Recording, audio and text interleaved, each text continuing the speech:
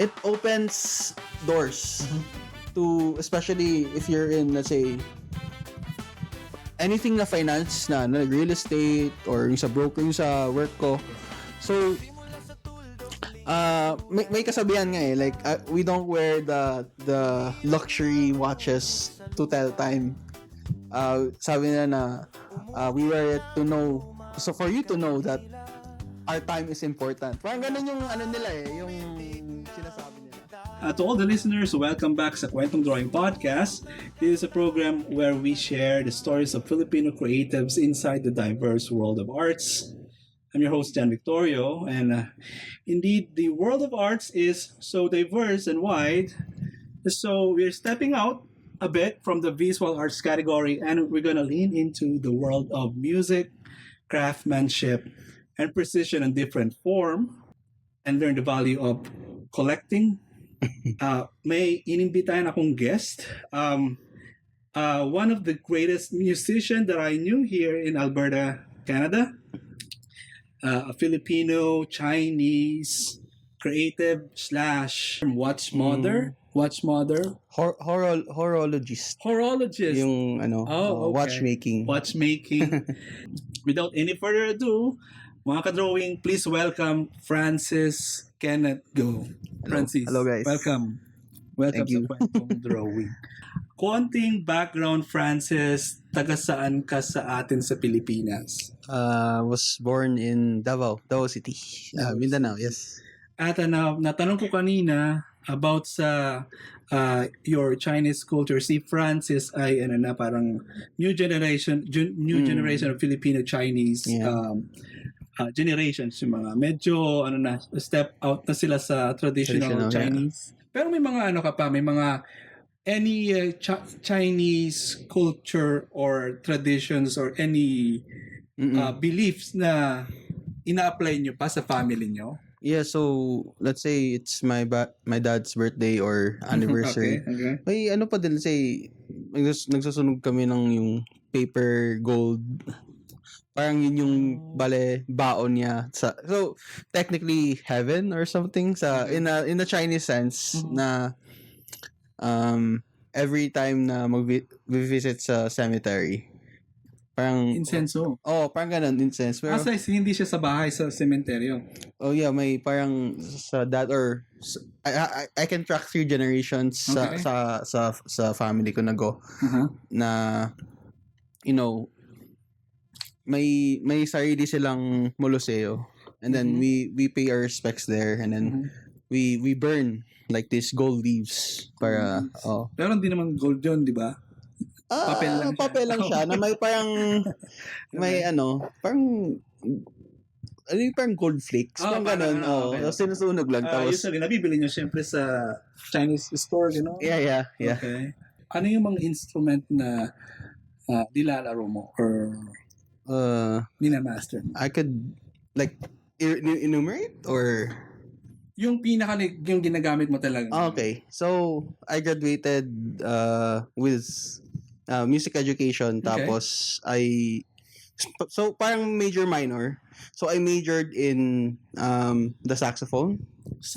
Oo. Okay. And then I minored in the double bass. Cello siya, and then eventually nag-shift ako to double bass. Okay. When you say double bass, a kind of instrument din yan? Yes. So alam mo yung violin? Okay. Right? Yeah. It's like 100 times. Baho siya. Baho, yeah. Double bass, yeah. Yun palang double bass. So, violin, viola, ang laki cello, and double bass. Diba? Parang yun eh. May iba-ibang variation din ng salita. Yes. Yeah. Anyway, okay. Sa ngayon, na meron ka ring alam ko may baon kang instrument. Pero syempre yung baho, hindi mo madadala. Hindi, malaki. Okay. Oo. So, back home sa Davao, kung saan ka pinanganak, musician ka na rin doon. Yes. Okay. I started playing music when I was like 4. My parents enrolled me to a piano. Typical na, no? So, may yun eh. Either a music instrument, kumon, okay, or it's a martial arts. Okay. Tsaka meron pa rin yung Chinese no? So, okay. And then like either fine arts, painting. Nandiyan yan. It's either or. I-enroll ka ng parents mo ng In-enroll mo lahat yun. Oo. So, on this Friday, Okay. magta-taekwondo, and then sa Saturday, mag piano lessons. Wow. I think yun sabi nila, hindi siya stereotypical when it comes to the Chinese community or parenting. Pero gusto ng mga Chinese, hindi ko, don't quote me on this, pero gusto nila sa mga anak nila talagang productive sila. May ginagawa. Okay, totoo ba? Oh, ayaw nilang nasa bahay kami. Okay. Like, you do something. Then, so, like, tataka yung mga friends ko, like, diba? Kasi, my mom usually posts, like, nag-piano recital. Okay. Tapos, on the next day, nag-taekwondo match or something.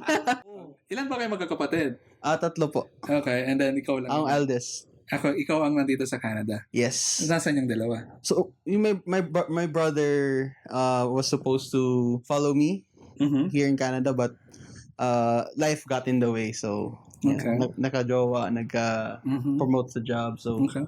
decided just to stay back in the Philippines. Okay. Tapos, sister ko just graduated college, I think last year lang. And now she's just finding herself pa. Ganyan. Back to your journey as a musician, papaano ka nag-concentrate na sa saxophone? So, saan ka, o ano yung pinakaunang gig mo ng saxophone? My first gig was a wedding gig, actually. So, it was a friend of my mom's. I was still learning, like, a few notes here and there pa lang. Okay. And then, sinabihan ng, I call her tita, but hindi ko talaga siya tita.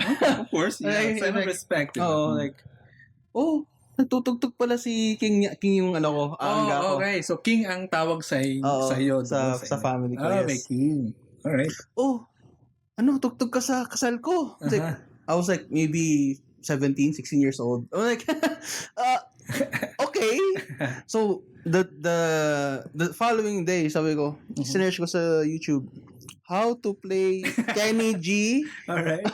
Forever in Love. So, sabi ko, dati, di pa ako marunong magbasa ng nota. So, like, Mahirap yun. Inaaral ko yun dati na wala ako natutunan Francis. So, sabi ko, okay, ito yung finesse niya. So, I had to, Visual ka, okay? So, di ko, kasi, syempre, di pa ako marunong, di ba? So, like, okay, ito, okay. And then, eventually, like, it's like a month later, natugtog ko naman. So, how was the life of being a student in Conservatory of Music and Arts? Tama ba? Music is po. So, kamusta ang So, basically, like, I go in, let's say, 7:30, classes at 8. So, may mga break dyan for practice sa practice room. Tapos, class ulit. Let's say, minor subject or major subject. Tapos, gabi, is either choir, wind ensemble, or string orchestra. So, paminsan, Monday, orchestra, Wednesday, choir, Yeah. Friday, wind ensemble. Yeah. Parang, I'm sorry, with Ed. ensemble, like quartet. Quartet. So, mas maliit siya. Mas maliit siya, yes. Okay, so ang tanong ko, Francis, when it comes to playing kasi sa ngayon, ang nakita ko, ang dami mong nabanggit na instruments. So, anong tawag doon sa taong nagpi-play ng maraming instrument? Multi-instrumentalist. Multi-instrumentalist. Do you consider yourself a multi-instrumentalist or a saxophonist? As of now, more of saxophone player talaga. Okay, Kasi, saxophone player. Sorry, saxophone. Yeah. Saxophone siya. Okay. It is a word. It is a word. But back in the Philippines, I would like, Francis, kailangan namin ng guitar player. Francis, kailangan namin ng soprano sax for this. So, I would like, sure. Okay. Just give me the sheet music like 2 days prior para ma-practice ko man lang. So, nung nag-aaral ka, hindi lang saxophone ang ginagamit mo. Madami. So, anong mahirap ba yun? Anong mas mahirap, Francis, yung marami kang tinutugtog na instrument or you just focusing on one instrument? yung madaming instrument because for example I play soprano, tenor, alto, saxophone, right? These are pero iba yung ihip niya, iba yung key niya. So we have to like shoot, this is I'm on B flat so dapat E flat ako dito ganyan. So you have to transpose, which is it was hard at first pero later on like okay, I have just to transpose it three keys down. Parang, ginaganon ko na. Experience talaga, no? Yes. So, yung pinakauna mong gig na mag-isa ka sa kasal, ano yung next na, gig mo? Na may mga kasama ka? Sa school na? next, hindi. Banda. Banda. Oh, I remember. Banda na nag-gigitara na Yes, kasama mo, yes. okay? Just like Ben and Ben, ganyan. Oh, Alright. nasa bar. Bar talaga. Oo. Okay, so I don't know if you know, like, Just the Way You Are ni Billy Joel. Mga ganun. Dun. Hindi. Hindi. Just the Way You Are ni Bruno Mars. Naisip ko. Okay, anyway. But I think you'll know the song. Okay, It's like mga 70s, Okay, 90s, yeah, mga ganyan. Mga banda. So, let's say, tugtog sa bar. So, like, or even like, I'm pretty sure you know Careless Whisper. Oh, of course. Oh, mga ganun. So, band reached out, hey, we need a saxophone player. Do you play alto? Kasi soprano ako at first, mga Kenny G. Tapos like, doon nag-start. Like, wala akong alto sax. So sabi ko, search ko like, alto saxophone price. Like, 16,000. Kunin ko ba to? Ako, wala pa akong Saxophone ba yung bass? Yung J. Ito, yung dala ko. Yung dala mo yun. Balito na yung main ko ngayon. Okay. So, mamaya pwede mo ba kaming sample ng isang? For sure. Okay, nice. So, okay, going back doon sa tinawagan ka ng banda. Oo. Ayun, yung tanong ko, nagsepara pa ba kayo? Nag-practice pa kayo? Or I at that time, hindi na. Like, cause I already knew how to read. Inaral ko talaga siya, like, dedicated, like, 1 hour plus. Okay, so ito yung C. Okay. So, tinitinker ko. Okay. So, ito, quarter note, YouTube siya at first. Okay. And then later on, advanced music theory. YouTube. Oo. Ka din pala. Ako din. Oo. Yung before, like, grade school, high school, wala pa, di pa yun uso yung mga, ngayon. So, you have to search. And then, natapos, nangyari yung gig na yun. So, it went good? It went good, and then, like, the owner gave us, like, drinks. Doon nag-start yung gigging life ko, actually. That's nice. Just one outside interaction, and then, boom, grabe, nag-bloom out, like, people noon, nagsa-saxophone si Yeah. And then, like, there are other bands who say, like, nagkasakit yung bass player namin. It's like, wala akong bass. Like, okay, I'll try to learn the bass. Bumuli ako ng bass. Ang galing. Tawa actually. Di ko akalain na ganun din abot. Kasi parang naging naging feel. Okay. Like if, hindi makapunta yung guitar player. They'll just call me like, Francis, kailangan namin ng guitar player. Pero okay ka lang doon sa setup na gano'n, yung tinatawagan ka for specific instrument or dapat tawagin ako sa saxophone. Gusto ko saxophone lang. Okay lang. I mean, they pay, so... That's nice. Tsaka, let's say, sabihin ko... Ang dami mong instrument na alam. Sabihin nila na, ito yung TF. Let's say, medyo nababaan ako. I could, kasi they want a sub, right? Like, like... Silang may kailangan. Oo. So, I could bump up my TF. Yeah. Oo. Yeah. So, in a good way, money-wise, was okay. Always work like that. If they demand, you can control the price. Yeah, diba? yeah. Pero okay din yan. Tsaka alam mo, yung kunyari sa saxophone, at saka isasama mo siya sa banda. The traditional banda or the band or yung mga setup na mga banda ngayon is guitar, the lead, the bass, and the drums. Tsaka singer. Sometimes merong singer tsaka may ganon. Pero pag dinagdagan mo ng violin yan, dinagdagan mo ng saxophone, doon na magiging kakaiba yung parang premium. Yes, exactly. Oo. Alright. So, yung sumunod sa orchestra naman, ano yung mahirap? Tumugtog mag-isa, may kasama, or tumugtog mag-isa, banda, or orchestra? pinakamadali mag-isa. Because like, I could just, Okay. karaoke? Like, search ko, Accompaniment, ganun. Ed Sheeran song, saxophone accompaniment. Akin lang yung TF, tapos, walang, Totoo. but if you're playing with a group, especially with an orchestra, like, we're talking about 50, Okay. 40, 50 people. Hindi ako makapunta, may sakit ako. So, you can't, I believe, di pa ako like, yung sa school, na full talaga na attendance. kasi everyone's like, doing something, right? Because the more people you have, the more Talaga, ganun. like overseeing. Kasi, pag konti lang, let's say, like a band, syempre, 5 kayo, ang dali lang. Hanap ka ng practice room, ganyan. But orchestra, it's really big. Maluwag na. Talaga. Okay.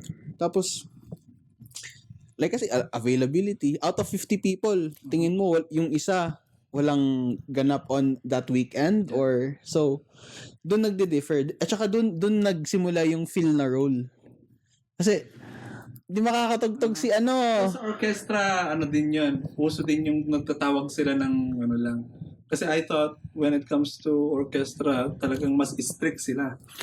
If you're playing with prestigious na orchestra like maybe PPO or but in a sense na let's say sa amin sa Davao like hindi makakatugtog si ganyan. So syempre you can't force people like may plano silang mag-vacation. Totoo naman. Okay. So there are also people too. They're also they can take an off day. Technically we're not employed, right? We're just musicians. We're freelancing. Brand na talaga kayo. Yeah. Kunyari, ikaw ay si Philippine Harmonic Orchestra. Yun. Soldado yun. Okay. Meron bang ang Philippine Harmonic Orchestra ba may mga Davao version, Manila version is just one group? Ang PPO is purely I mean the whole Philippines siya. But there's also like Manila Symphony. May specific depende. Grupo ba yung Philippine Harmonic Orchestra Yes. or just okay, so it's the group PPO. itself. Okay. It's run by the government actually. You have to audition, you get paid like a monthly. Any chance na nakapasok o papasok or pinangarap mong pumasok doon? I did. Yung teacher ko was the principal bass player, si Sir Romel. He's the first chair yung tawag sa kanya. So, minsan siya kailangan ng players din. Tawag na parang background or sa likod ka. Yeah. So, at a point in my life, sabi ko, gusto ko din to. Because in PPO, may sweldo ka. It's this stable job. Yes. You get to travel, free food. Yun lang bang gagawin mo? Yeah. Yun na, Tuk-tuk ka lang. tugtog Yeah. talaga. Pero Sweldo, ka, parang regular na may Yeah. monthly. Yes, may Talaga? monthly. Wow. Yeah. Pero it's really hard to get in. Mahirap, Oo. Kasi syempre sa mga, kunyari, if you're a singer, ang pangarap mo makakanta somewhere. So, ikaw as a musician with this special kind of instruments, isa sa mga dream ng mga kagaya mo is makapasok sa mga ganong klase. Yes. Okay. It's a stable job. Alright. And then you love what you do, right? So, Talaga. yeah. Nice. Ilang years ka nang tumutugtog as a professional musician? Maybe, I would say, since 2018. Like, when I was parang third year or second year ng conservatory. Okay. Because I was getting gigs like frequently. Kasi it's not like you have to be a graduate para makatugtog ka. Totoo. Because like yung first year ako, di ako kasi syempre nagpa-practice pa, parang kumakapa pa lang sa but when I made the first gig, like yung banda. Nag-aaral ka pa nun, ha? Oo, nag-aaral pa ako nun. Like nag-ripple effect na. Tuloy. Kasi word of mouth or social media, napopost din ako. So, like, people will ask, like, hey, my sister has a wedding 2 months from now. Magkano yung TF mo? Ayos. At least yung sa ganitong klaseng niche. Mm. Kasi niche ito eh. Mm. Especially yung instrument mo ay not the common guitar Yeah. piano. Yeah. Ikaw parati ang tinatawagan. Ikaw Yes. parati ang hindi yung hello may I don't think hindi ko nilalahat pero tingin ko gano'n hindi ikaw yung Oo. mag-aas isa-isa na may event ba kayo ganito Oo. ganyan. I think the demand always They'll contact me. talaga. Ang galing. Yeah. So, ilan years? 8 years ka nang tumutugtog. Any misconception, Francis, na iniisip ng ibang tao or akala ng ibang tao sa mga musicians? Can you give us 3 Misconceptions. misconception? Meron ba? May isa. May isa. I think, okay. Like, Sige. yung walang pera sa music. Okay, parang arts, di ba? Walang Oo. pera sa arts, Oo. walang pera sa music. May tug-tug lang yan. It's just a hobby. Oo. Okay. Parang arts din, no? Oo. Hindi siya hindi siya sustainable. Oh, no? I mean, when it comes to sa living mo, baka hindi niya ma-sustain. Oo. It's more like a hobby. Okay?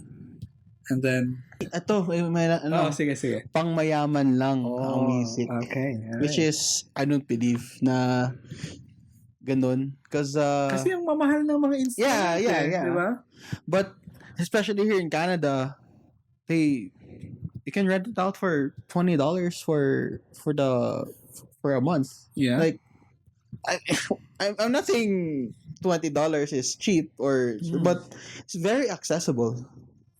Like, yung iba free pa nga sa school. There's like programs na nagtuturo maganda yun. ng ensemble na ganyan. So, I wouldn't say na pangmayaman siya, but like anyone can go to Along and McQuaid and like, hey, gusto ko mag-rent ng flute and they'll just charge you $15.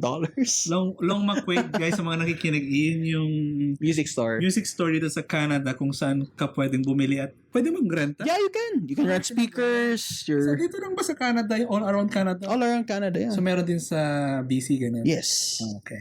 Yun din yung maganda. Like, if you rent, for example, sa Edmonton, pwede mong ibalik sa, let's say may gig ako sa Vancouver. I-rent ako yung saxophone dito or whatever instrument I want to rent.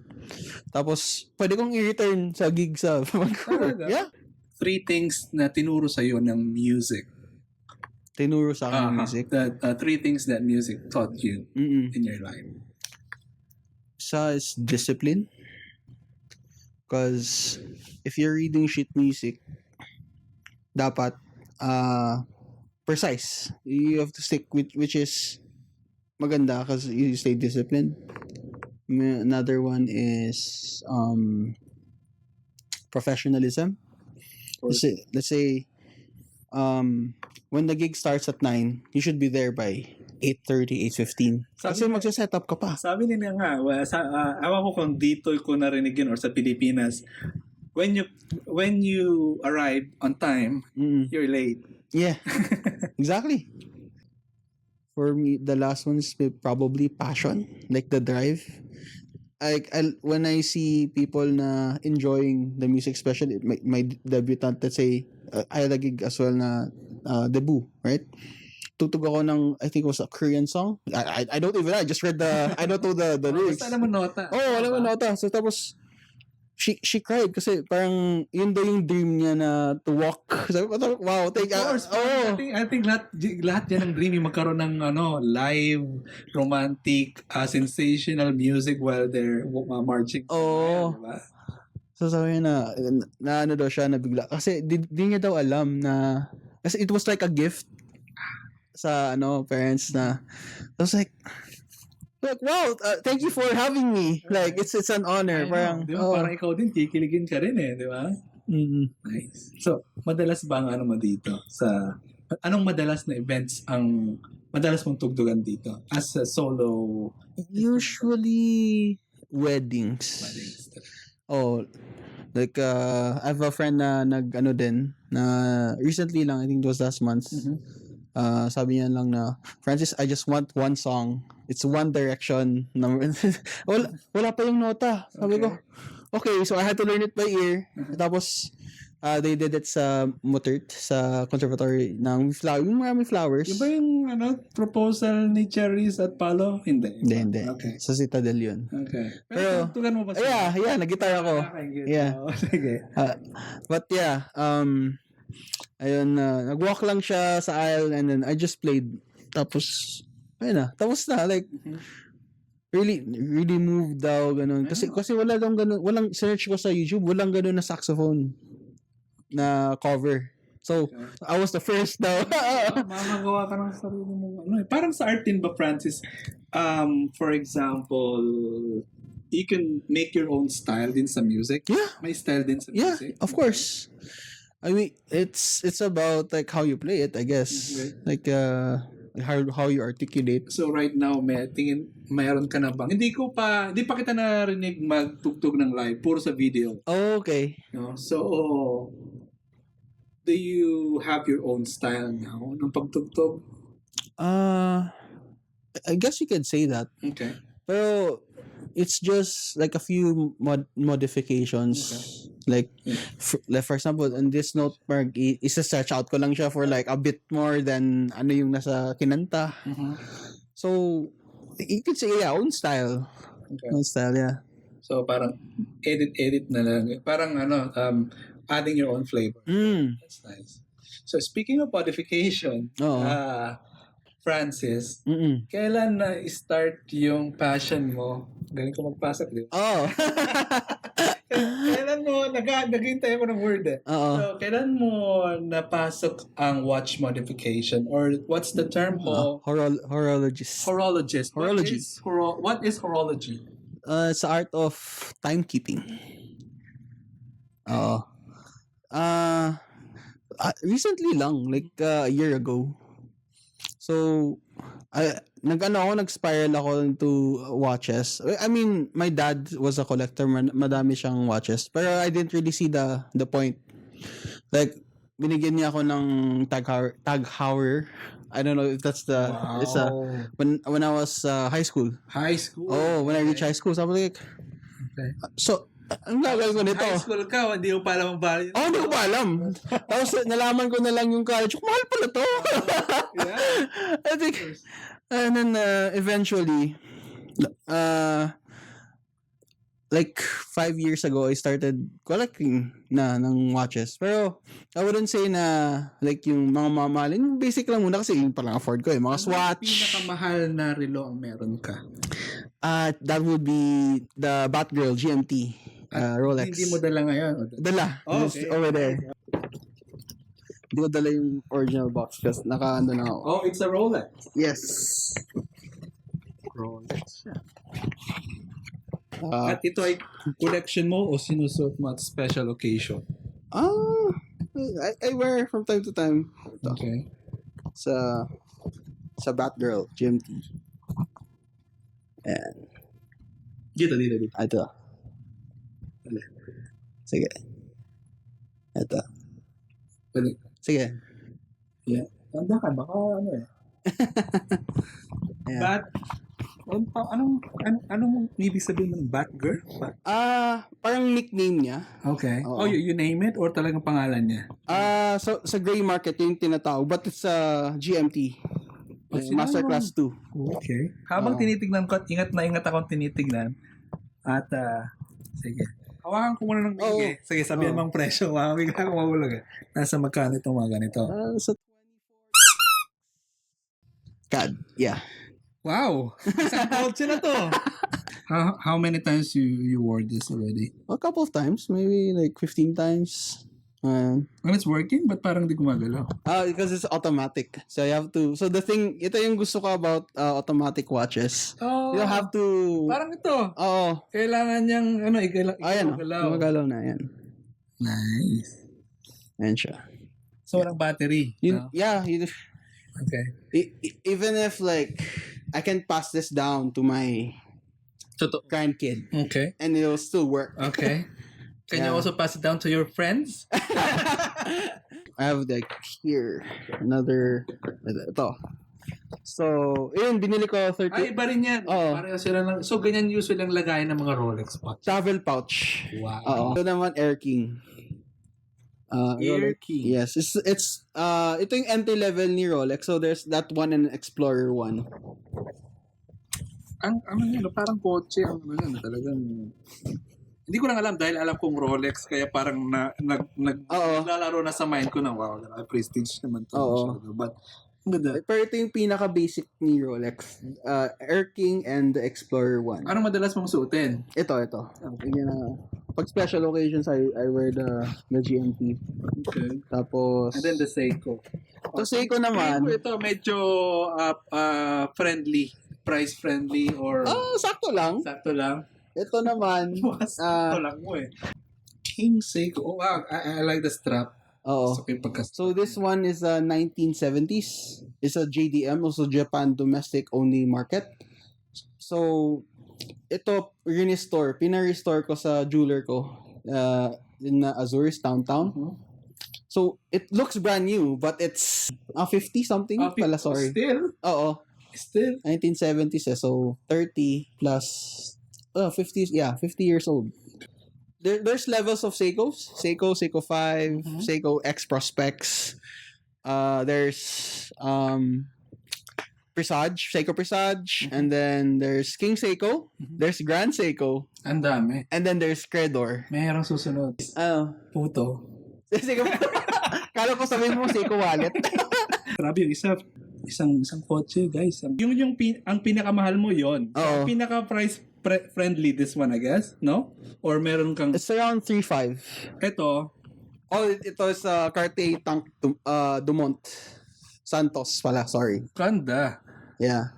Hindi siya mukhang 30. It's 12. Oh, okay, mukha siya. Okay, wow. Yeah. Si Dumont is a pilot. Santos Dumont. Ang sabi niya, ang hirap daw mag-track ng time kasi he has to open up the pocket watch. So Cartier, they said, okay, we got you. They created this watch and this is the first wristwatch. Oh, wow. Yeah, it's the So si Cartier ang nag-invento? yes, Talaga? yeah, the Ng first wristwatch. yes. Okay, that's So now si Cartier nilipad niya yung airplane with precision of time. This is a rabbit hole for any watch enthusiast na wow, for example sa Omega may Speedmaster, the first watch that went to the moon, na nabuhay yung air pockets, that na-handle yung pressure kasi if you wear like a plastic watch or a cheap watch baka puputok kasi with the air pressure, right? But Omega made it like a way para madala niya sa moon. The moon. Yeah. So iba ba?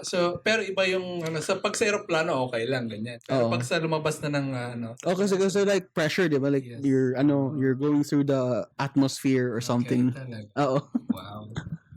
Alam mo yung mga uso ngayon, yung mga Apple Watches, ganyan. Oo. Mga smartwatch. Oo. Ako siguro as a person na hindi naman mahilig sa mga accessory, kasi mahal. Pero gusto ko pa rin ito parang ito. Still wore my yung my wedding watch binigay ko ito. Namin pero leather kasi so nasira yan for how many years di ko nagamit so binilan ko. Pero iba kasi ang iba yung feel. Yes. Ang itsura, itsura na nabivisualize na pag nakita. For me, parang okay lang, ordinaryo, di ba? Pero pag lumabas ka, nakita ng, pumunta ako minsan sa Tim Hortons, bumili ako ng kape. Hindi, yung nag-serve, tinitingnan niya.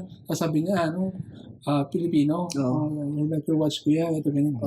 Yeah, it opens doors to, especially if you're in, let's say, anything na finance na real estate or yung sa broker, yung sa work ko. Yes. So,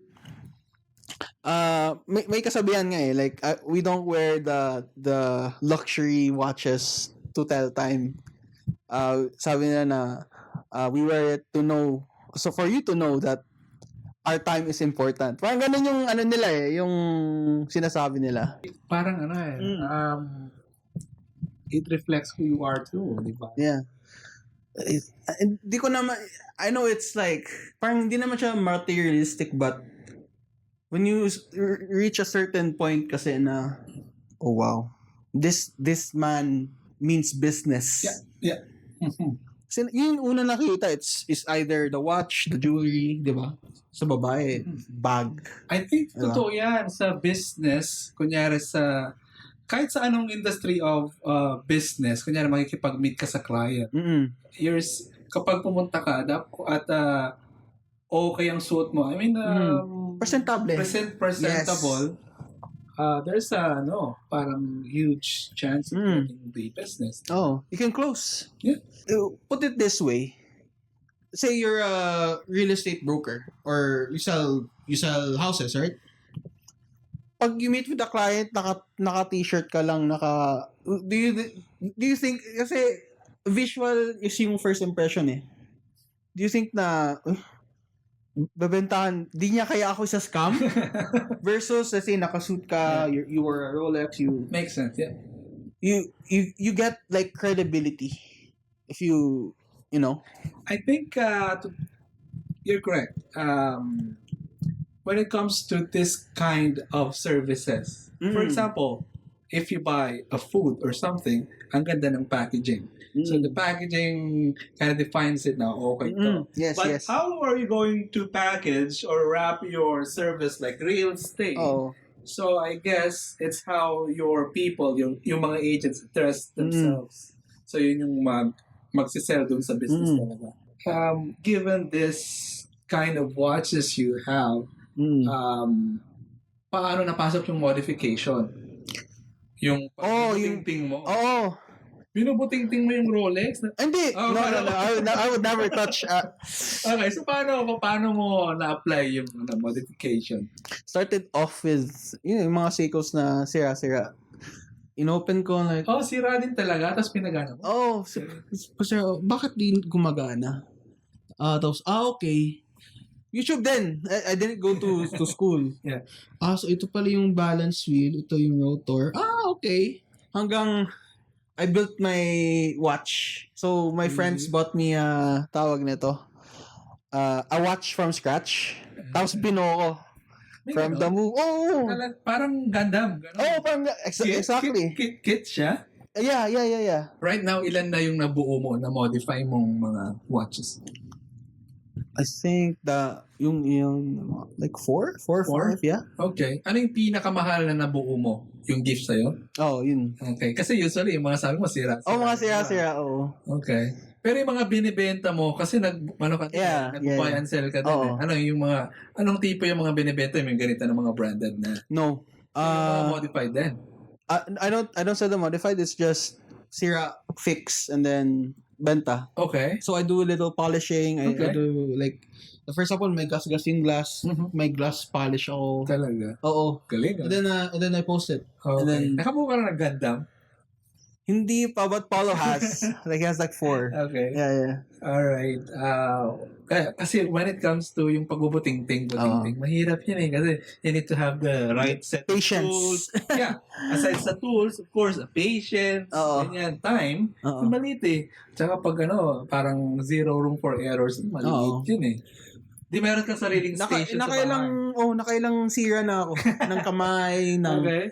Kasi, i-close ko siya. Pag ganyan ko na bend, may tamang pressure, di ba? So, you can't learn that sa YouTube. You have to, kasi makikita mo sa YouTube, ginanon lang pala. May certain pressure pala, may certain let's say, lalagay ko yung hands. Tapos pag ganyan ko, kumanon yung hands, oh my God, I have to, plastic lang yun, parang lang yun eh, di ba? Parang metal. Metal lang siya, super fragile. So, tas, laking tao ka pa.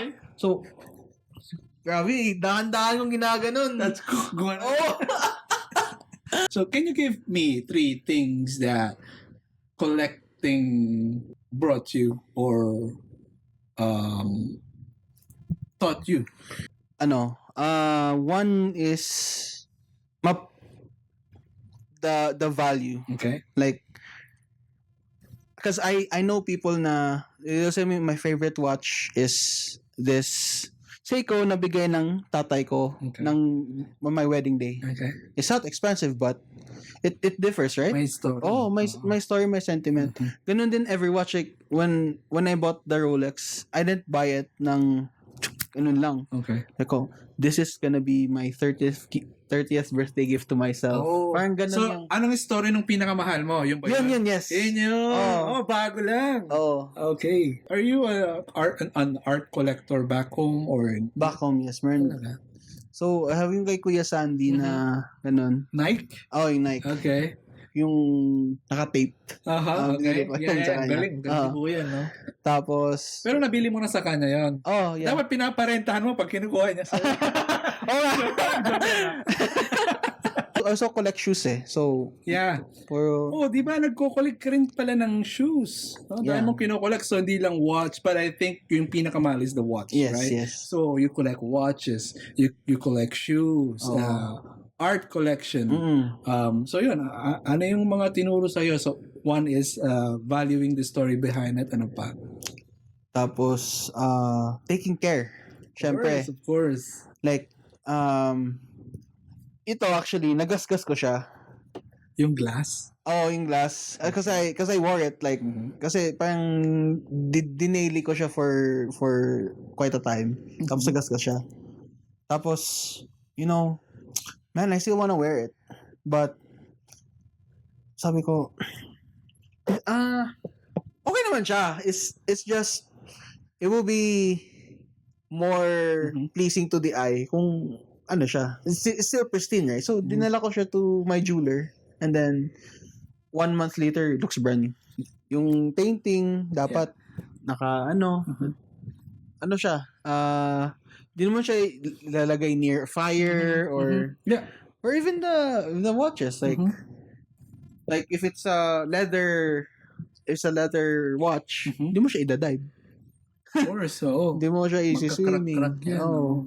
Pero if you have a dive watch, then you can dive. Some watches are meant for specific. Activity, no? Oh, I have a painting na pinadala ko pa from the Philippines. Yung it was passed on by my lolo. So nandun nasa living room namin, nasa baba. So people ask, "Oh wow, ganda ng painting." And I will say, "Oh, galing pa yan sa lola ko." Pinasa niya. Pinadala ko galing Philippines. 'Di ba? Ano, it's a way to start conversations. Yes. Yeah, may story behind it, diba? Hindi basta yung nabili lang, Oo. nandyan lang. Like, Oo. I mean, it's not, hindi, okay lang naman. It's not bad to, you know, if you see something na yung parang mga contemporary arts, you saw it from IKEA, you saw it from somewhere. Pero kung if you see it as cute, yung okay, Oo. display mo. Yes. Pero just like you, may mga ibang tao na gusto nila may story talaga. Hindi talaga nagre-resonate sa kanila as who they are. Diba? Now, before we end, Francis, pwede ka bang tumugtog? Oh, sige. Pakitaan mo kami ng kahit isang piece lang kayong pinaka-short lang Sige.